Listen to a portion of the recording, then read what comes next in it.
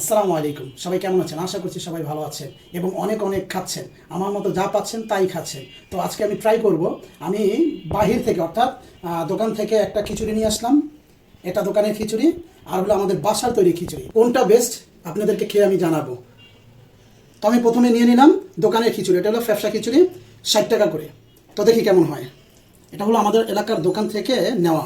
তো ওনার খিচুড়িটা সবসময় বেস্ট হয়, বিশেষ করে আমার বিবি তো ওনার খিচুড়িটা খুব পছন্দ করে। তো বিসমিল্লাহ বলে শুরু করি। বিসমিল্লাহ ওয়ালা বারাকাতিল্লাহ। একটা শশা,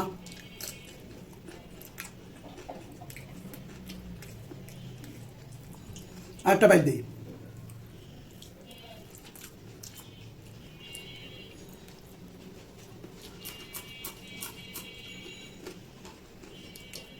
ভালো, বলা যায় খারাপ বলার কোনো সুযোগ নাই।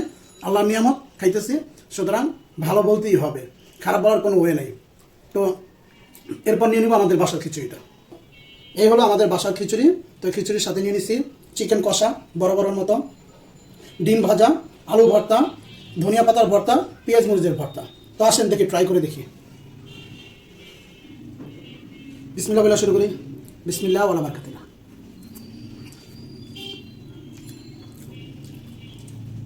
ভাই বাসার খিচুড়ি বলার কিছু নাই। কারণ হলো বাসায় খুব আদর যত্ন করে সোহাগ করে মা বোনরা রান্না করে, খুবই ভালো হয়, খুবই দুর্দান্ত। তো একটু আলু ভর্তা নিয়ে তারপর একটা বাইট দিলাম। তারপর একটু চিকেন নিয়ে নিই, চিকেনের সাথে একটু ডিম ভাজা নিয়ে নিই। তারপরে একটু মোস্ট অফ দ্য ফেভারিট একটা লম্বা বাইট দিব।